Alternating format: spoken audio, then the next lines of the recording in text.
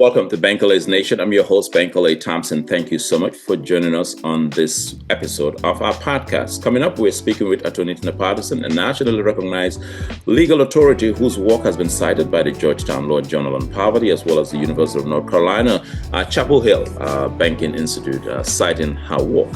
We're also going to talk to her about economic equity as a 21st century business strategy, in line with the vision of Dr. Martin Luther King Jr.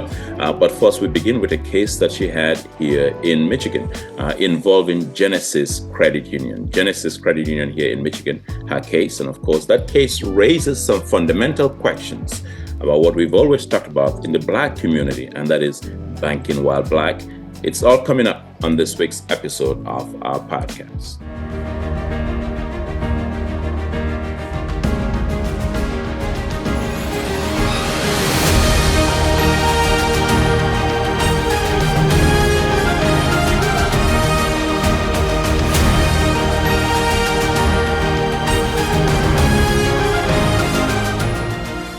Welcome back to Bankole's Nation. I'm your host, Bankole Thompson. This is our regular podcast that you follow on Apple, iTunes, Amazon Music, and of course here on YouTube, Spotify, and everywhere that you can get your podcast. Our guest this week is Attorney Tina Patterson, or nationally recognized Attorney Tina Patterson, who is the principal attorney at the Patterson Justice Council. She's also the president and general counsel at the Pulse Institute, Detroit's national independent anti-poverty think tank. But we're talking about economic equity as a 21st century business strategy. Attorney Patterson's work has been cited in leading journals around the country, including Georgetown University Journal on Law and Poverty, as well as the North Carolina University Banking Institute, if I can put it that way. Correct, Attorney Patterson?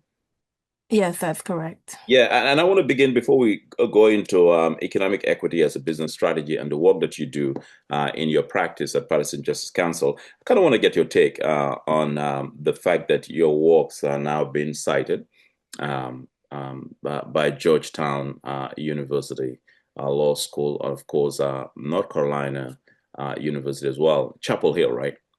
Yes, UNC Chapel Hill, their School of Law. Yeah, that's right. University UNC Chapel Hill. These are noted institutions. How does it feel, though, for a lawyer to have your work being cited by these entities? Well, it's very gratifying that the work you do is meaningful and that it's meaningful beyond the immediate benefit that a case presents. And so, I've thought about it recently as these citations have come up and they've come up more regularly. These are cases I put work in for years ago, and they've been resolved, some favorably, some unfavorably. And I thought about just the process of taking a case. You want to help the client before you. That's always the main goal, right? Because that's the essence of the attorney-client relationship. You want them to be able to trust you so that you can resolve their legal issue, and you really appreciate that trust. So that's always the immediate goal before me. It's really never been a goal of mine to say I'm going to have my cases, logged in this institution forever. That's never been a goal, but it is just an adjacent benefit of the work you do. When you really do the work with the right priorities in mind, when you select your case as well, when you really care about the client and getting them a result, and you take on issues that have more meaning beyond the client in front of you. Do you know that that issue is impactful? Is there a public interest in that issue? Yes. But do you know how far that's going to take you? No, you don't. And so to see how far it's coming now, to see other journals picking it up, and particularly these are legal institutions that are educating the future of the next generation of attorneys. That's very, very gratifying to be able to contribute in that way, not even intending to, but just knowing that the work that I do is that impactful. Yeah, and I think that for what I've read about law journals, they're very authoritative, and certainly they cite significant cases that make the case for whoever is writing that law review article, whether it's the Georgetown Journal on Poverty or the North Carolina Banking University of North Carolina Chapel Hill Banking Institute. And of course, those are two distinct cases as well that you took on. One was the land bank, which Georgetown referred to. And of course, the other one they referred to had to do with a case that you had in U.S. District Court here in Detroit for the Eastern District of Michigan. I want to begin with that. Let's talk about that for a minute. That case was dismissed, but certainly it is significant on a number of levels, having to do with what I've always referred to banking while black. There have been enormous stories, numerous stories around the country of black people, people of color, and others. Um, Black people, people of color, to be exact, who have gone to banking institutions, financial institutions, and even though they had accounts in those institutions, still denied access to their own funding. Yeah, it's happened all around the country. Even as my case was active, there were cases almost every month coming up, even some in other parts of Michigan coming up with almost the exact same scenario. A black customer would walk into a banking institution trying to withdraw quote unquote large amounts of funds and had an issue with it every time. Whether they were a customer, many of them were already customers at the bank. Some of them were not, but they went to that particular bank because the check was drawn on that account, drawn on that institution. And excuse me, they were still met with denials. And it was just a common pattern all across the country. Like I said, there were several cases in Michigan and other districts that were referenced throughout my case, and some that came up right even before the dismissal. And then there were also cases out of Georgia, there were cases out of Texas. And the thing that really was, I think, most alarming was that these were Black people of all economic statuses. Some were doctors, some were accountants, some Right. their profession was unknown. But it wasn't just like you could pick out the person, kind of thing based on what they're wearing. They were all Black people, but they were some of were of great economic means, but still being denied a very basic banking right, not just the privilege of being able to access the funds that, they're entitled to, that they've already gone through the identification process on, they've matched up the accounts. I mean, everything is checking out except they can't get the money, right? So that issue has been prevalent. Um, Certainly, it was not it was not in our favor. And in my particular case, it's not the result we were looking for, but it doesn't mean that, again, this issue isn't still ongoing and it's still not something to raise awareness about. And the fact that it was cited in the journal, the North Carolina Banking Institute, while it was still an active case, and many of the cases that were cited alongside with it had already been dismissed as well. But it was still, an accumulation of cases that this issue is still pressing. So it's still an issue of significant public interest. It's still an issue of great public policy. And that's why, I'm saying that these kinds of issues, they're still relevant and there's still something out there to be had outside of the legal context, outside of the courtroom. There's still an issue of business policy, of what's the greater public policy for the greater good when it comes to these kinds of issues. And I want to let our listeners know and viewers who are watching, we're talking with Attorney Tina Patterson, the principal attorney at the Patterson Justice Council. Her work has been cited in the Georgetown Law Journal on Poverty, University of North Carolina, Chapel Hill Banking Institute, as well as other entities as well. Her work has been watched closely. She's also on the other side of this aisle. She's the president and general counsel at the Pulse Institute, Detroit's national economic justice think tank. The particular case, and I want to dwell on this a little bit before we move on to economic equity as a 21st century business strategy, that was dismissed in federal court here in Detroit. I always believe that a case, just because a case is dismissed, doesn't bring an end to the case itself, because the pattern sometimes still continues. And of course, the history of this nation, major institutions have not always smiled on Black folk and given Black people what they do. Frederick Douglass talked about the fact that freedom is never given without a demand. It never has and it never will. In this particular case that you filed in district court, it had to do with Genisys Credit Union, correct? Yes. Yeah, and I want to let our listeners know, those who are listening, this case that Attorney Patterson took had to do with Genisys Credit Union. It's a bank here in Michigan. Genisys Credit Union is spelled as Genisys Genisys, Genesis Credit Union, and the case had to do with a black woman who can you explain for our listeners what happened in the case of your client? Yeah, so we filed the case because my client walked in. She was she was a client, excuse me, a member of the credit union, and Member of the credit union. a member of the credit union, a longtime member. She went to a branch that she never had been to before in Michigan that she normally, wouldn't visit. She had some checks that she wanted to cash, and she was denied the ability to cash them. Took them to another credit union in Detroit almost the very next day and cashed all of the checks with no problem. And so, for us, we filed the suit that it constituted racial discrimination. Obviously, it was dismissed, so, there was no legal basis for racial discrimination in court. But that's the kind of pattern that we've seen in these kinds of cases where Yeah. a black customer, a black client, a black member will go to the institution, have the checks ready, present identification, have that all verified, but still unable to access the cash that they're entitled to on the check. And, these are varying amounts. It was about $10,000. In my particular case, my client was only asking for 2,000. But the checks totaled 10,000. There have been checks that have been 10,000. There have been Right. 20,000. There have been $90. Well, the It fact that she was a depends. long-standing member of the bank of Yeah. Genesis Credit Union itself, but and I'll say this, this is my editorial opinion. I'm not surprised at this because we continue to see this pattern all over the country. It's I call it banking while black. You walk into a bank, and depending on what bank it is, sometimes they look at you suspicious, and you feel like you're being watched, and so forth. And I think it's sometimes it can be damaging for the customer who will have an account there, and you feel like you've been doing business with this bank for a long time, and all of a sudden they just treat you as if you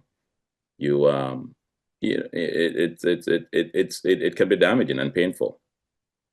No, absolutely. And, we had a lot of that in our particular case. And it just, you know, you want to go somewhere where you feel like you're respected no matter what you do. That's And right. you want to go somewhere where you feel like your business is good business because it's legitimate. I think that's the biggest issue is this feeling of, I'm going into this place with everything lawfully done, but I'm being treated like it's illegal somehow, or maybe that it's kind of criminal. There were some issues with that in my particular case as well, and about how my client felt with that. And that's where it goes to the human essence of who we are. We want to go into our institutions and feel like we're not just safe, but like we'll be protected there. Our rights will be protected.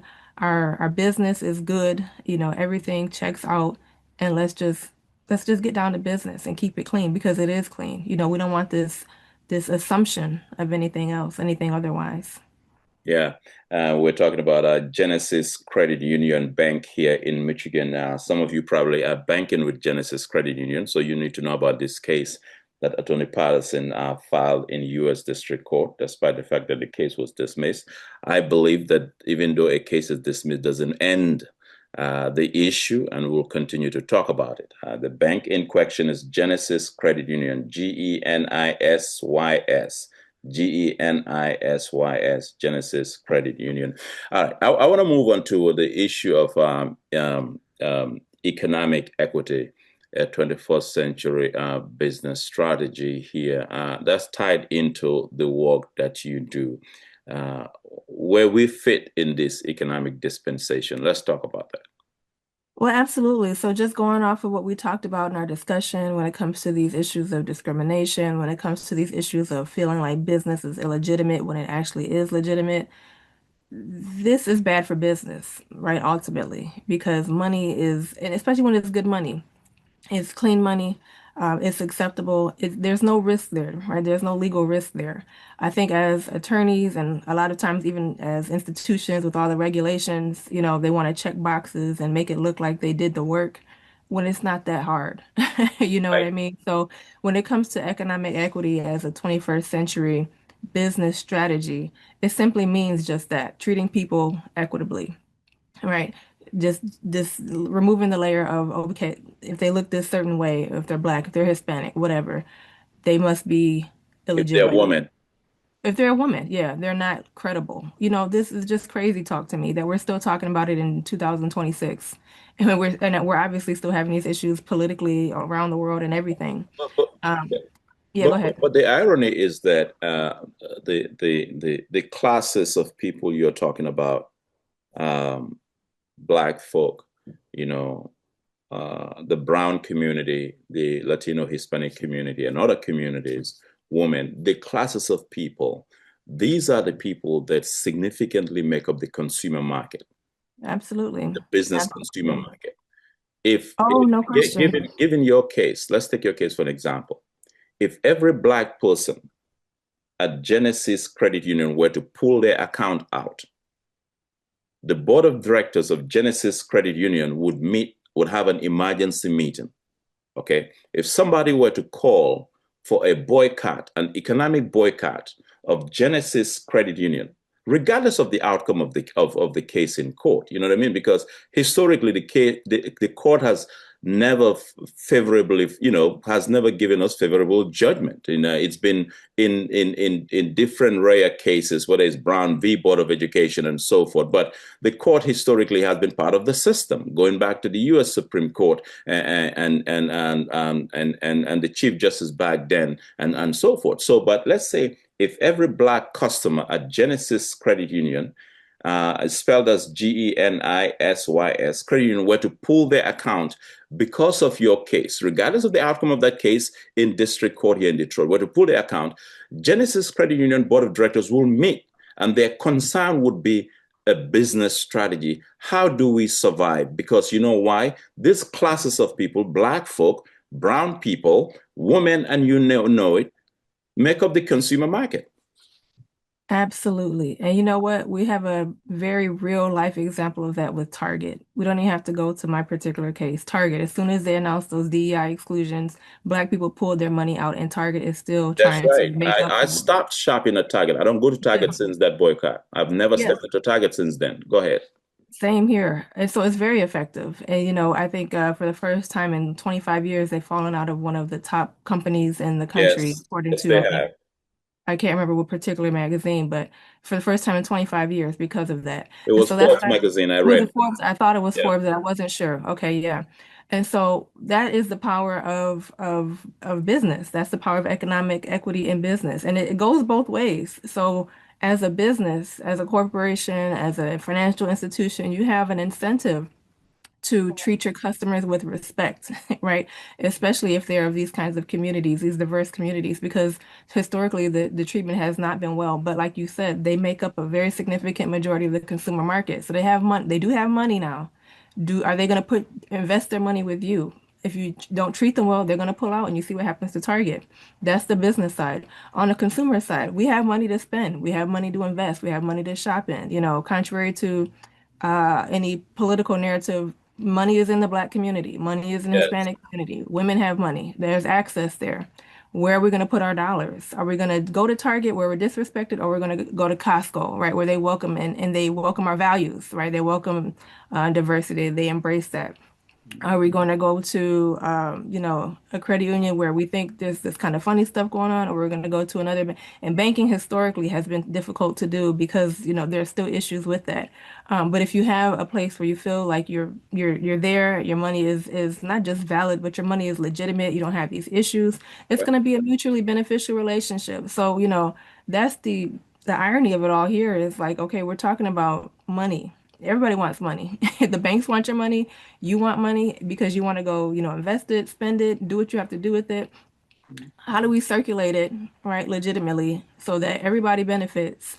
And how do we, as a business, avoid, exclusionary policies that are going to hurt us in the long end? They're right, not hurting this particular individual, even though, obviously there's a lack of respect there. And like you right. said, it does go down. It can go down to like the psyche and, oh my gosh, how do I feel, or what does it look like now when I walk into a bank or when I walk into this store and this incident happened to me, right? There's some damage there, but it still has to be done, right? We still have Like to support. your Yeah, client, regardless of the yeah. case, regardless of the outcome of that case in U.S. District Court here in Detroit, your client is not going to trust Genisys Credit Union moving forward because of the way she felt she was treated, and so forth. And coming back to the economic boycott issue with Target, I was part of that boycott. I posted many things on Facebook, and I don't normally arrive at a boycott decision easily, but I Right. posted on Facebook.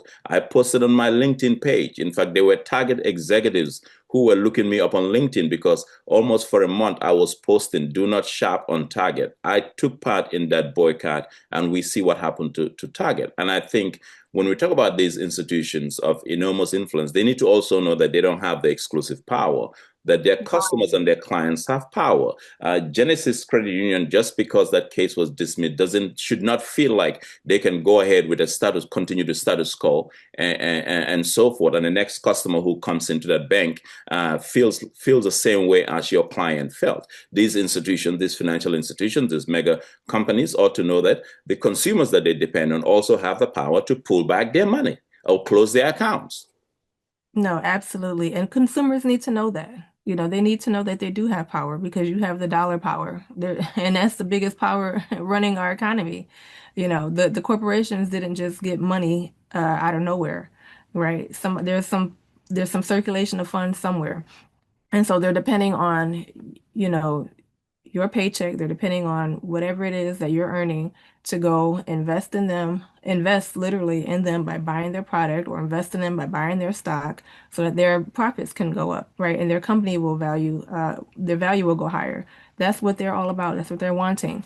But you don't just get that without something in return. You got to give people their basic respect. You got to value them as not just your consumer. It's not just a transactional value. You have to actually value the people who are there supporting you, who are there to grow your company. They're shareholders, if you think about it as well. Even if they don't own an actual stock, they're shareholders because they're helping the stockholders make their money by buying the products, right? So we got to break this down into a very simple business strategy. Just treat people right, equitably, with those values of humanity, with those values that we embrace this whatever the political climate is, because that's just going to be what it is. But people are going to be here at the end of the day. And so what people are you depending on to support you? Are you alienating your base? I mean, Target, that was a major fumble because they had done so much promotion and apparently false investment, in black businesses, particularly black women, just to turn around and say, we don't actually value this. We're going to drop it all together. It's just such a dichotomy. It's very disingenuous, and people feel that, right? People feel that, and people can make the decision not to support that. So Right. when we talk about a business strategy, it's very basic, it's very simple, but too many people think it's high risk. It's really not. I think the biggest risk is kind of like you mentioned, just staying with status quo, because we've seen how that has unfolded over time. Even though you mentioned the Supreme Court, they've done that, but even that had to topple after 100 years. Right. So, and even with the case I filed, many cases have been filed before that have failed in court, but they've all led to a bigger moral victory Right. in court and in the economy and in our society beyond that immediate court case. But also, I think, but that's why Attorney Patterson is important to talk about these issues in the spaces that we have, like this, independent spaces that are controlled by us. Because I believe that sometimes you don't even have to go into court. Once these entities understand that these issues are going to be discussed, they're going to want to come to the table with equitable resolutions. I can assure you this, knowing how these companies work and how their PR works. Genisys Credit Union right now doesn't appreciate me talking about them on this podcast because somebody is listening somehow who may think about opening an account with Genisys Credit Union. And as a result of this conversation on this podcast, they will not be inclined to go open an account with Genisys Credit Union because they'll say, oh, That's the bank they were talking about, and Bankole show and so forth. So it's important for us to talk about these issues. And we go back, if we reflect, I think several years ago, you had a client who had an issue with a GM dealership. Uh, Right. and you didn't go to court on that issue, but that issue became litigated because, we talked about that publicly. And we almost called for a boycott of that dealership. And the dealership felt the heat, and they basically came to the table with equitable solution because they didn't want the embarrassment, the exposure. And Target could have resolved this, but Target wanted to say, well, do what you got to do and see where Target is that now. That dealership that you were dealing with, they didn't do what Target did to say, well, do what you got to do. They called you right away because they did not want the public, there was a public groundswell on that case. Exactly. And I'm glad you mentioned these kinds of platforms because this is the wave of the future. It's not going to be court dependent necessarily. You have social media out there, you have AI. There's a lot of technological equity as well. There's a lot of technological power that people have right in the palm of their hands. Even the journal that cited my case, along with other cases, mentioned social media cases that may not have even went to court, but they were put out there, right, for the court of public opinion to judge. And so that's not going anywhere. I think a lot of times as attorneys, we want to follow the rules, we want to be respectful. I haven't mentioned a word about this case in 2 years since it's been filed, maybe 3 years, I don't remember, but the bottom line is that this is a medium to put these issues out there. Whether they get litigated or not, it's still a medium to put these issues out on the table. And it's important because, you look at Target, that's not a lawsuit right now, but look at the immediate effects of it, right? It's still ongoing. And so there are many ways, many avenues, many channels of power outside of court. I even tell my clients this all the time that court is the last resort. Okay, don't ever go to court first because then you're stuck there and it has to come out there one way or another. There are many other platforms, many other channels of power. It could even be just, simply raising the issue with the manager and then you get a result, right? Right. Just the power that you have that in your fingertips of what you can do is so much greater than people realize, so much more equitable than they realize too. And I think you are on target when you're talking about these kinds of spaces, these kinds of independent spaces, whether it be a podcast, again, whether it be a social media channel, a YouTube channel, whatever. These are just tools for people to use to get the message out there. Use it justly, right? Not to bully or intimidate or anything like that. But very, very necessary platforms and channels of public dialogue for these issues.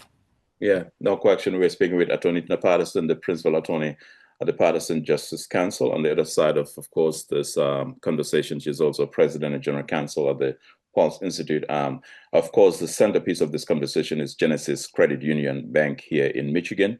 I looked them up. They're in Michigan and also in Minnesota. So if you're listening, and certainly pay attention to Genisys Credit Union, shared a case with Genisys Credit Union regarding a black customer.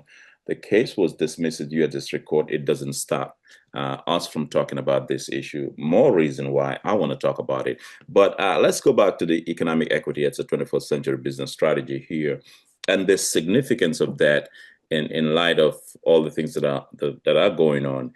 But because, and I want to talk about it in the context of the fact that people are not powerless, that they have Right. power, and because when you go into a store, when you go into a bank, a Genisys Credit Union or any other bank and open an account, that's leverage for you. You have leverage, you have power. The bank wants to do business with you. You go to a store and buy a product. It's you that's keeping those shareholders in Wall Street, those board of directors happy because it's your money. So how do we ensure that in fact this is a mutually beneficial transaction for the consumer market as well as those who are on the other side selling? Well, number one is knowing that you have that power as a consumer. You have the dollar power. So if you go in there and I always like to, even when I advise clients, what's the end game? What are you trying to do? So if you're going to a bank, you're trying to open an account. Okay, what does that look like for you? Does it look like you getting hassled, with 5 pieces of identification, with, calling someone else up, or maybe even calling the police sometimes that has happened, and you just still move forward with it? No. cut it off, go somewhere else, right? So it's always that kind of envisioning how is it gonna go. And you know you never know exactly all of the pieces in place, but you know what you want end game. So is it going to an account where you feel like you're valued, you're respected, you know, your money is there, they're explaining it to you. Is that the transaction you desire, right? That's more favorable for you. And it doesn't just stop at that one, right? Because now you have a long-lasting relationship with that particular institution. So how are you treated every time you go there?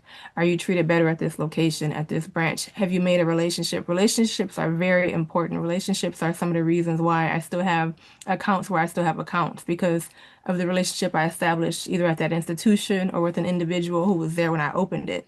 That's also very important. So for a consumer, to number one, know that you have the power to do what it is that you're out there to do, right? Legitimately, number one. Number two, that people are people, relate to them in that way. I think people power, especially in the light of AI and all of these technological evolutions that are coming.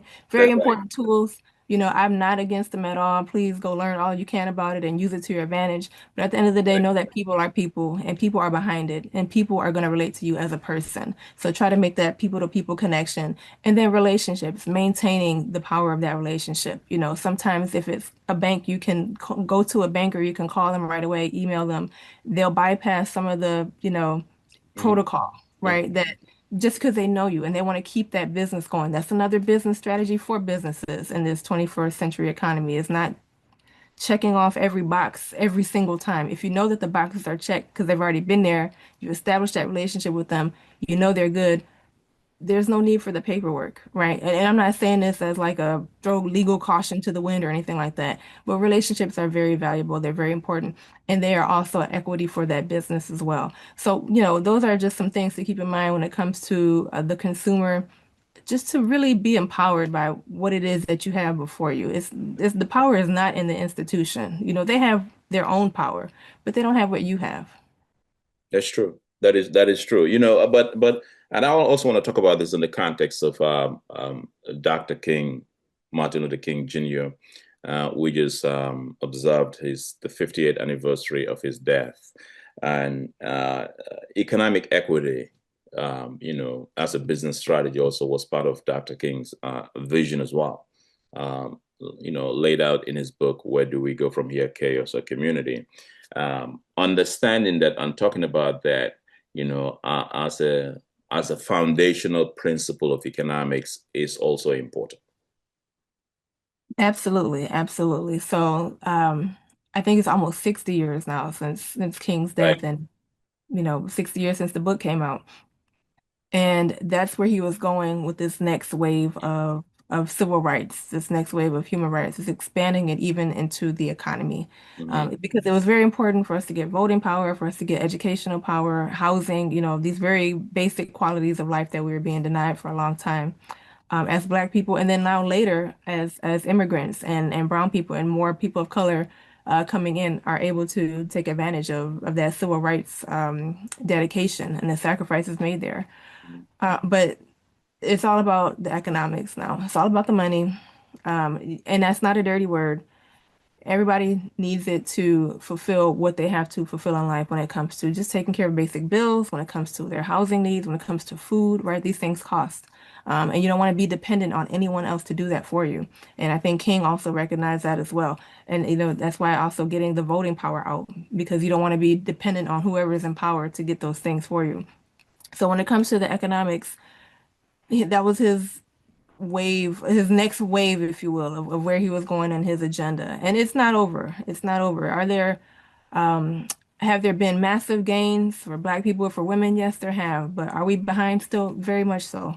I always take myself as an example. There's still just 5% of attorneys nationwide are Black, Mhm. man or woman, period. You know, so if you cut that in half, then 2.5% maybe are Right. women, you know. So, and that's not even top positions. That's just general attorneys, period. Okay.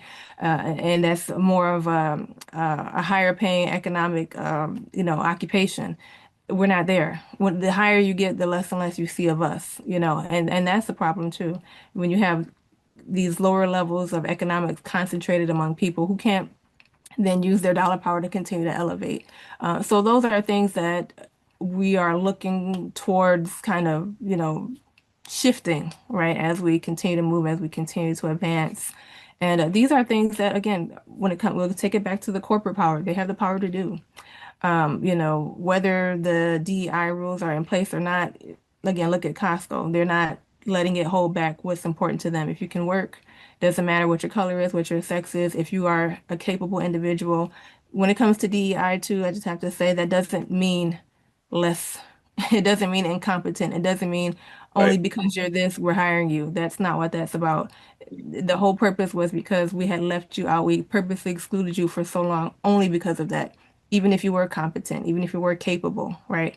So now, how do we like, kind of levy that playing field? Mhm. We combine them. We purposely say this is who we're looking for, and we allow diverse communities. We go recruiting there because that talent is there too. So there's going to be a mix of things when it comes to that for this economic agenda of the 21st century. It's very ripe with opportunity. I think people need to just be alert to what's out there, and then always remember too, this is a big one, that you do have power to create your own opportunities as well. And I mentioned like the power of AI, technology, things like that. Those are still we're still scratching the surface of the power of all of that. So even getting involved with that early, and knowing how to use it correctly, knowing how to leverage it, knowing how to position yourself for it will also help to set you up in a Well, better economic situation. right, and that's what I also want to talk about, though. It's Mhm. because and I remember listening, reading, Dr. King's book, Where Do We Go From Here? Chaos or Community. His last testament has this technology in it. He talked about machines and robots, the Right. technological age. There's history in it. I mean, they're all different dimensions of the human sphere when it comes to knowledge that's in it. And what I want to talk about is it's a question of, I call it economic concessions, healthy economic concessions. And I've been reflecting a lot on that. And I want to talk about the context of it in my column in the Detroit News yesterday. There's been a lot of opposition to data centers, AI data centers in Michigan, growing opposition against it. And now the opposition is well understood, and I don't think it can easily be dismissed. And I talked about in my column in the Detroit News yesterday about the history of structural inequality, the history of lack of what I call democratic accountability measures, and so forth, with community benefits agreement that really don't have anything in it. But at the end of the day, we are being hit with full speed. Maybe if I can use the phrase from Brown v. Board of Education, we're being hit with all deliberate speed from the AI technology and so forth, and sometimes, when I'm trying to figure out how to work this podcast machine here and it doesn't work, what I normally do, I'll call, my guy, Tony Motley, who's a TV production tech whiz and so forth, and he'll be on the phone.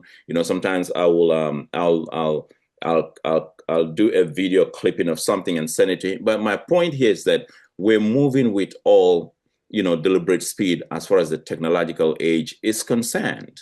And so the question, though, for me is not so much about what we oppose, but also how do we have these healthy economic conversations around what is our share in these communities, and how do we have a fair exchange, and how do we have a concession? How do we have a healthy economic concession on these issues? Because whether we like it or not, AI is going to be here. Whether we like it or not, the tech age is rapidly changing.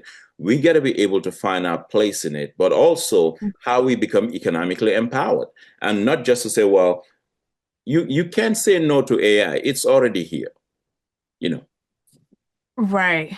So with that in mind, I know there's a lot I put in there, but no, there's a lot, but if it's inevitable, mm, how do we, excuse me, how do we position ourselves to take advantage of it? We always want to look at the positive side of it. We're always going to have a positive, a negative, a pro, and a con. At the end of the day, what if it's already here? We're not going to be able to stop it. How can we take advantage of it? Right? Like you said, we know the opposition to it. We can understand that. We can have a healthy debate about that as well. But if there's no stopping it, what are we going to do to get on top of it? What are we going to do to direct it? What are we going to do to take advantage of it? How are we going to use it? right? Not we're going to just stop it. You're not going to stop it, right? To your point, you're not. So sometimes in that context, the debate can almost be, if we're not talking about the other side of it, how do we take advantage of it? Then why are we talking about opposing it, right? Because if it's not going to be opposed, we don't have anything to discuss. Right. So, I agree with you. I think it's coming full speed. Um, and this is not like alarmist or anything like that either, because there are many things to take from it, to benefit from it. And I think this is just another frontier for equitable opportunity as well. You Right. know, this is another frontier for Black communities, Hispanic communities, Brown communities, Asian communities to take advantage of, right? So this is something that is going to be here. This is something that everybody's going to have to be able to deal with one way or another. Look at us on Zoom now, right? We weren't doing this before COVID, but it's here now. Yep. It's not going away. Even if people are being ordered to return to office, this is still a medium.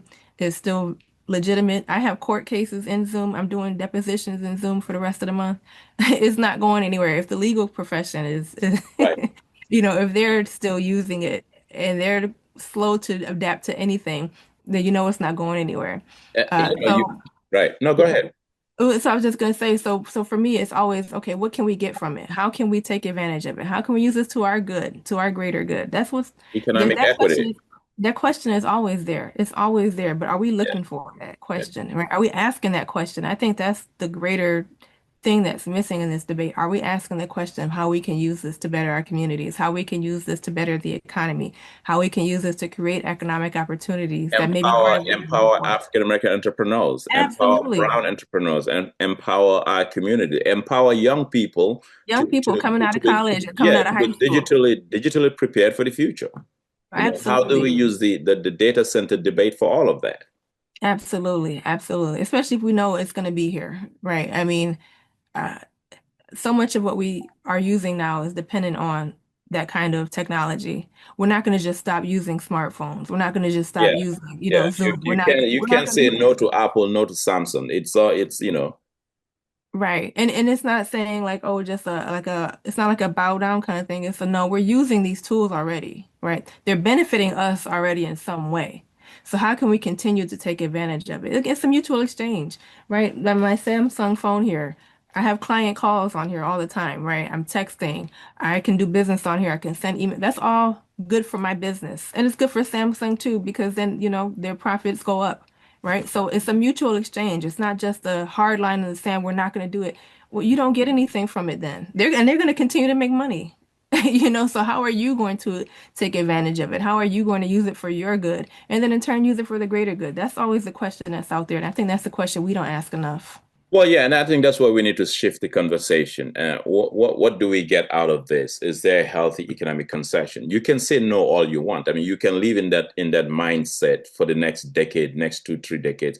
That is not moving anywhere. Technology is moving. The digital age is moving and leaving you behind. The question Yeah. is, are you asking the right questions? Do we have the right negotiators in the room who can go into the room and with these folks who these major investors who are talking about data centers, which goes hand in hand with the next AI, the chapter of AI and so forth. And are we asking the healthy economic questions about how we empower these communities, how we ensure that our communities are not rated economically, how we ensure that African American entrepreneurs are not rated. You know what I mean? I've been having a lot of conversations around this. Since I wrote that column yesterday in the Detroit News, several Black entrepreneurs have reached out to me saying that they've been thinking about how to be part of this data center evolution. What is the contracting process going to look like? So do we say no, no, no? I mean, you can say no, no all you want, but that ain't going no, no. I mean, you can live in that cocoon of a mindset that doesn't advance anything, because whether you like it or not, AI is here. And I was listening to BBC yesterday, Attorney Patterson, and they were talking about generative AI, extreme AI. I mean, different levels of artificial intelligence. So I myself am trying to catch up to see what this is all about. So you can stand in the way and say, "Well, we this is not going to happen." No, you're missing the boat. You are admissible. I was just having a conversation with my daughter, my 12-year-old, almost 13-year-old daughter last night about generative AI. That's her concern. And I'm like, I didn't even know about that. That's not even what I necessarily use it for. To mention your point, there's so many different levels, there's so many different uses, and the young people, they're growing up with it in school. So, they're going to know more than you, so you might as well catch up, right? But to your point about just even like Black entrepreneurs asking about contracting questions and our questions about how can we use it for the greater good, even if you don't are not technologically comfortable, let's say, there are so many opportunities here to get involved. Contracting is an issue, right? There are questions about contracting, equitable contracting, entrepreneurship. Okay, how can I build a business to take advantage of this?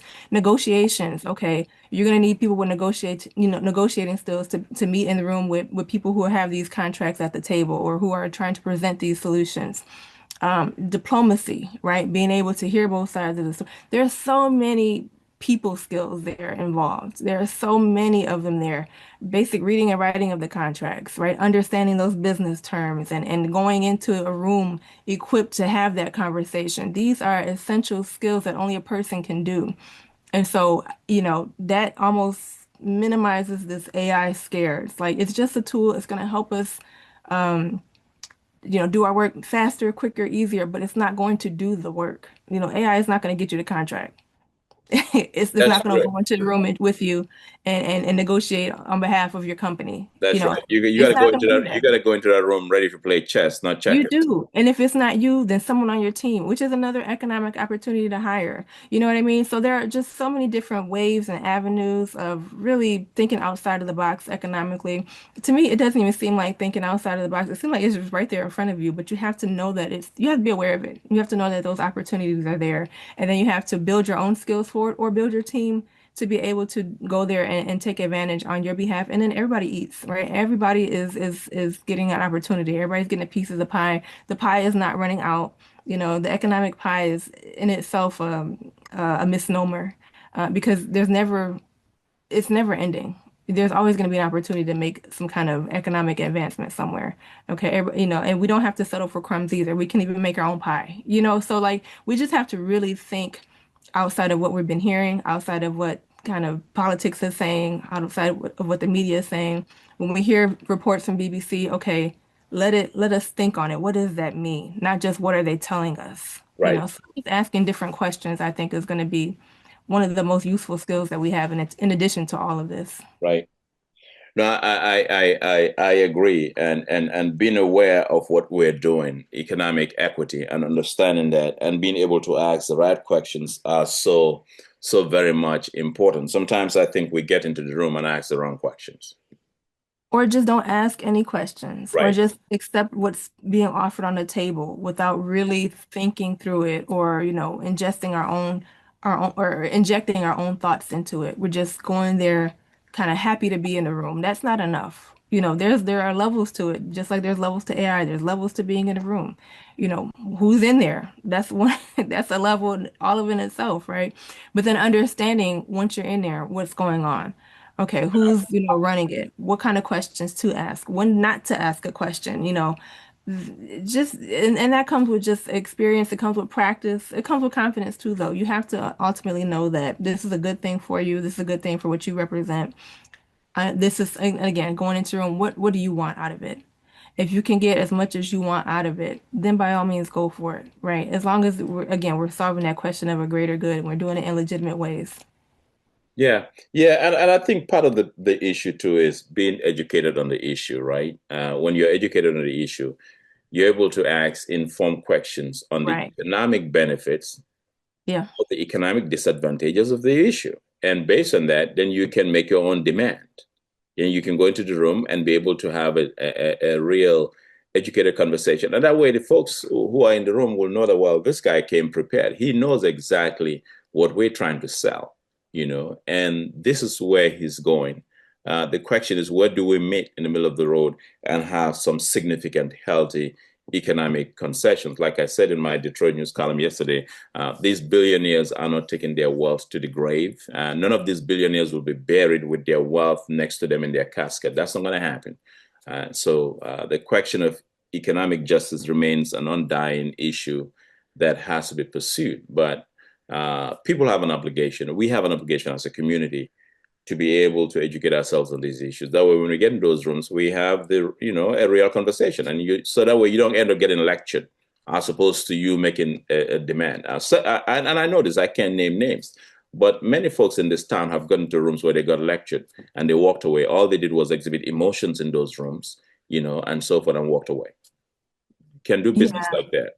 No, no, you can't. Again, you have to be very focused and very clear on what your goals are. You're there for a purpose. And if that purpose is not, this is where the emotions come in. If you feel that that purpose is not where you are, then leave. And again, that only comes with being there and really knowing what you're there for.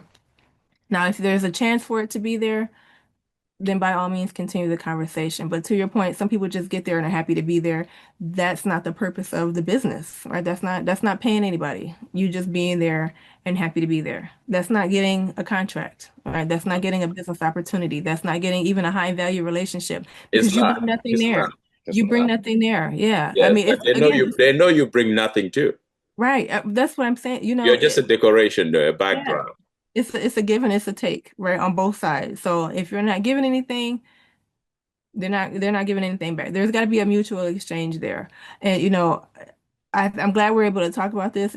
For me, just kind of having experience with this, it seems simple, and it is a very simple concept. But you just have to really be aware of it and take it seriously. You have to be ready to do business, not just kind of wanting or wishing to or looking, looking the part, but really get down to business. And for me, this is why I'm so I don't want to say passionate about it, but so serious about it is because it's not just about me, right? When I represent clients, I'm not going in there to look good. I represent, Yeah, my client here. When it's an organization, I'm not going there looking good. I'm representing the organization and the mission that we stand for and the people behind us. There's always, and that's even to your point with billionaires, there's always something beyond you. And so how can you if you're a billionaire, how can you leave that legacy of it wasn't just about me? I use this money for this purpose, right. right? If I'm going out there seeking a contract, it's not just about enriching myself. How can I use it to enrich others in my community, to spread opportunities for economic advancement?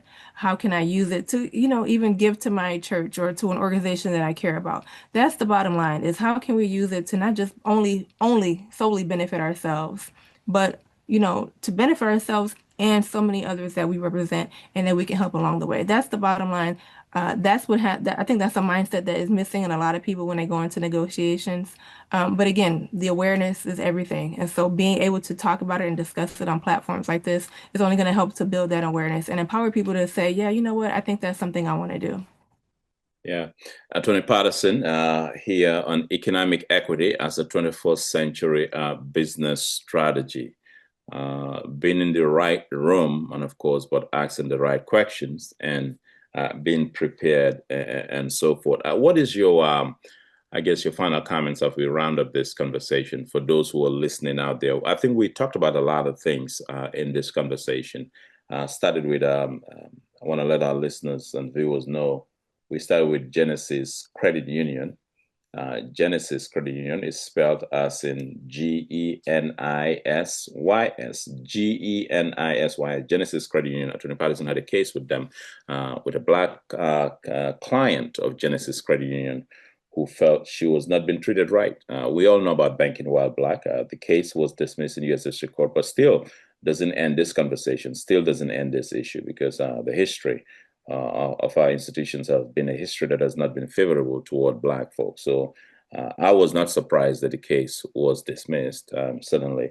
But given what we talk about with Genisys Credit Union, from the lens that Black consumers, the brown consumer market, the women consumer market, I mean, these consumers have a lot of leverage over a Genisys Credit Union. They have a lot of leverage over a Target. Well, Target just became the most prominent institution that felt the pain of the consumer market, including the Black consumer market. Like I said, I participated in that boycott. I posted on LinkedIn, on social media, and there were even Target executives looking me up on LinkedIn. I was calling for the boycott. And I've not, Attorney Patterson, like I said on the program here, I have not stepped into Target since that boycott began. And I don't intend to step into Target since moving forward.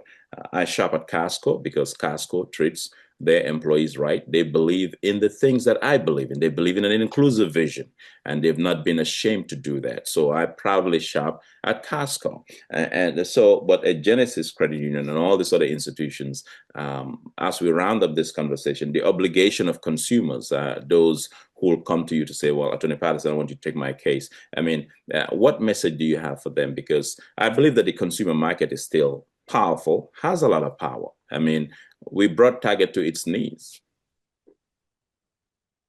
So my final message, I would say, is that as a consumer, you have your own power. You are not at the whim of a major corporation. And on the flip side, as a corporation, you are not all powerful.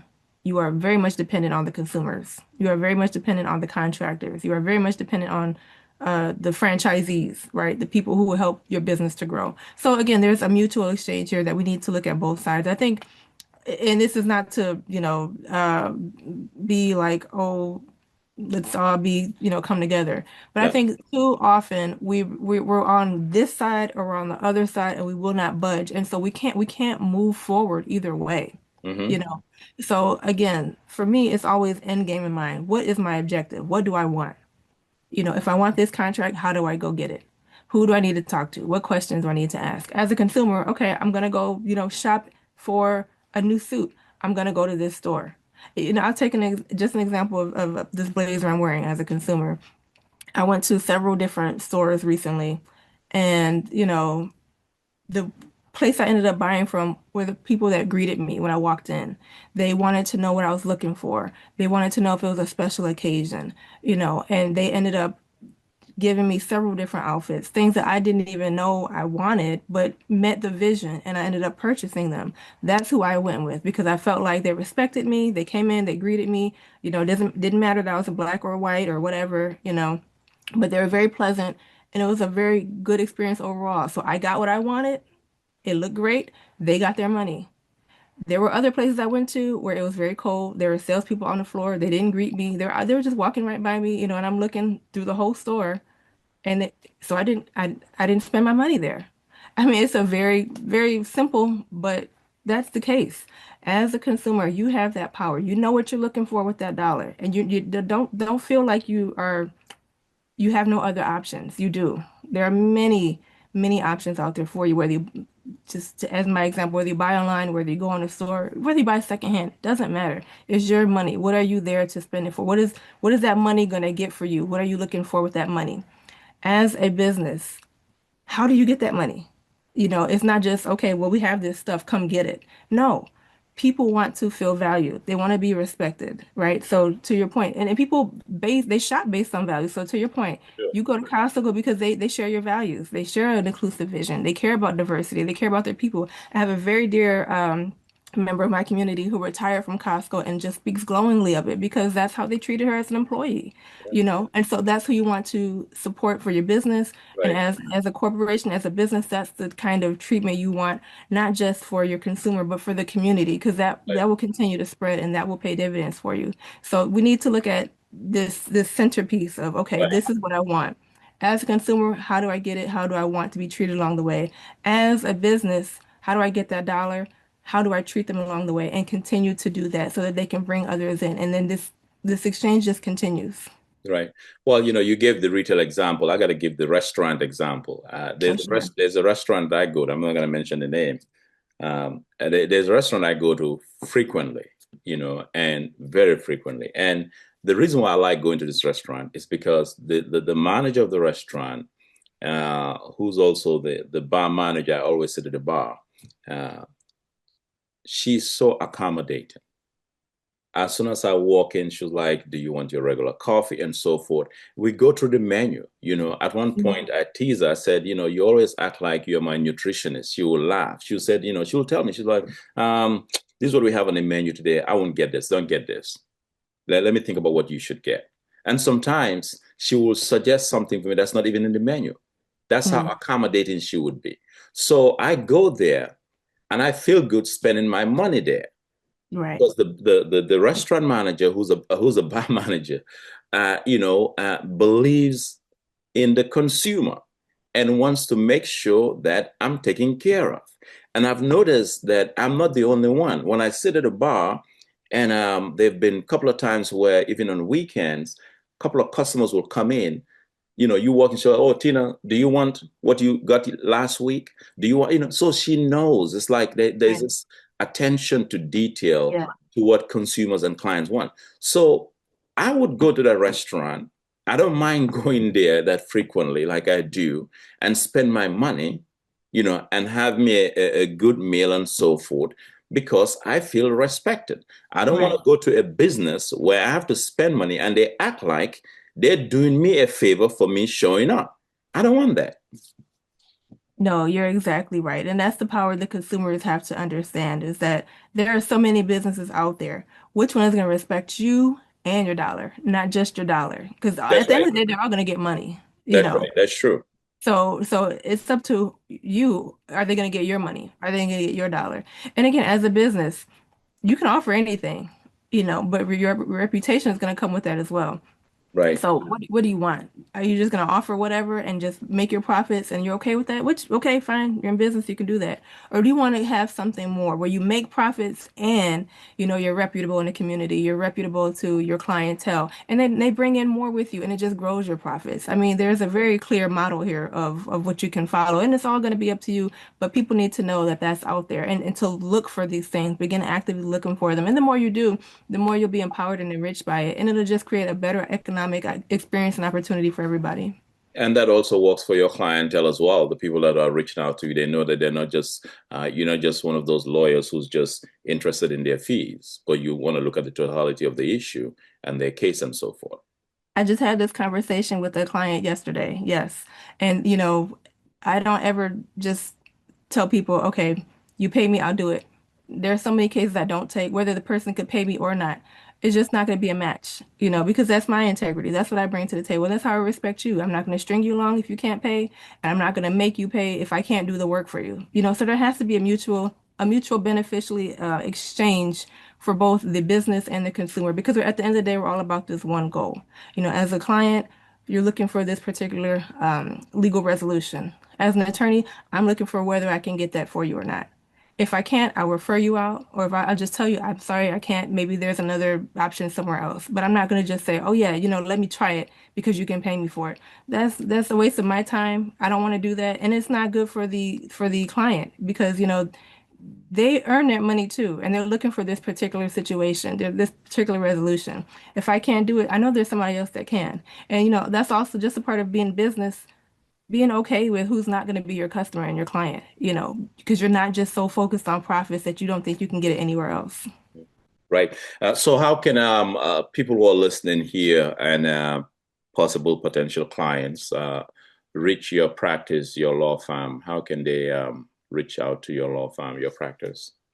Uh, Justice.com, excuse me, PattersonJustice.com is our website. You can Google Patterson Justice. All of our information will come up, our phone number. We're digital. We're online. So, you can look us up on Google, you'll find us easily, or you can just look up my name, Attorney Tina Patterson, and you'll see me there. Yeah, that's very interesting. That's a whole separate conversation about lawyers being digital. Maybe we should have you back to talk about that at some point because I do know some lawyers who are still faxing information and so forth. I think we're 1,000 years ahead of, Certainly of that, yeah. of faxing information, and it's just look. AI, like I said in my column yesterday in the Detroit News, the last word, the last sentence is AI is here. So we got to deal with this. Yeah, I read that. That was a very powerful statement, and it's just the bottom line. And how are you going to react to it? How are you going to respond to it? Are you just going to fall before it, or are you going to take advantage of it? I mean, it's Yeah. before you, so it's up to you. What are you going to do? All right. You want to reach Attorney Patterson, reach out to her practice at pattersonjustice.com, pattersonjustice.com. Economic equity as a 21st century business strategy. We started it by discussing an important case, Genisys Credit Union, where Attorney Patterson's client, a Black consumer who's had a long time account with Genisys Credit Union, didn't feel she was being treated right. an important case. Of course, in my opinion, we have banking while black all over, but we still have to keep talking about banking while black. Thank you so much for being here. Absolutely, Bankole. Thank you for having me. All right.